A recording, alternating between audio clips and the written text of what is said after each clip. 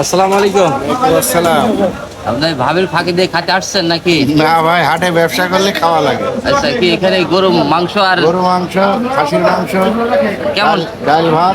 আচ্ছা আচ্ছা আচ্ছা ভাই, তো দেখছি সকালে নাস্তা তো রুটি দিয়ে সারছেন। এই কেমন টাকা বিল আসে এটা একটু যদি বলতেন। এই যে 5টা রুটি আর হাফ পিস মাংস, 120 টাকা বিল আছে। 120 টাকা বিল আর আসে, যদি এক পিস খাই তাহলে 180 টাকা আসবে। তাহলে তো সস্তাই হয়। সস্তায়। আচ্ছা আচ্ছা, অসংখ্য ধন্যবাদ।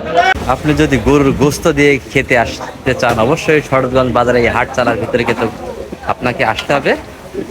এভাবেই প্রাণের মানুষগুলো কিন্তু কাঁচা মাল নিয়ে এসে কিংবা যে কোনো কাজে হাটে আসলে কিন্তু এভাবে তারা মাংসগুলো কিন্তু খেয়ে থাকে। টাটকা মাংস কিন্তু রান্না হয়ে থাকে আমাদের শরৎগঞ্জ বাজারে। সেটাই আমি আপনাদেরকে ঘুরে ঘুরে আজকে দেখানোর চেষ্টা করছি। কতটি হোটেল বসে থাকে সেটাই কিন্তু আমি আজকে আপনাদেরকে দেখাবো। ভাইজানের নাম কি? উজ্জ্বল ভাই, কোন কোন হাটে বসে থাকেন? সরোজন বসে 10 মাইলে বসে। শরৎগঞ্জ 10 মাইল উজ্জ্বল ভাই হোটেল থেকে দেখানোর চেষ্টা করলাম।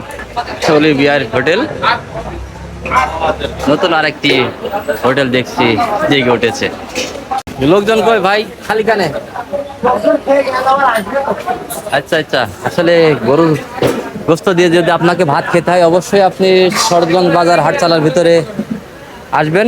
আসলেই কিন্তু আপনি এসে সেই আলু ভাইয়ের সে ভাইরাল হোটেল ইতিপূর্বেই। ভাই কি করছেন, পেঁয়াজ করছেন?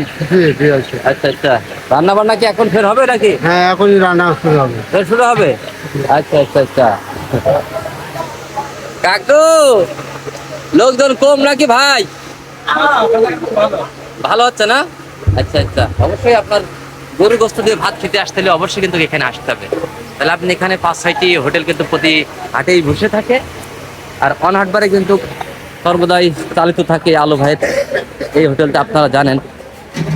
শুধু শনিবার বাদে আপনারা কিন্তু এখানে এসে খেতে পারবেন। 5-6টি হোটেল কিন্তু এই হাটবার হলে কিন্তু এখানে বসে থাকে। এটাই কিন্তু আমি আপনাদেরকে দেখানোর চেষ্টা করলাম। সবাই ভালো থাকবেন, দেখা হবে আবার নতুন কোনো ভিডিও নিয়ে, নতুন কোনো চিত্রে। আসসালামু আলাইকুম রহমতুল্লাহ।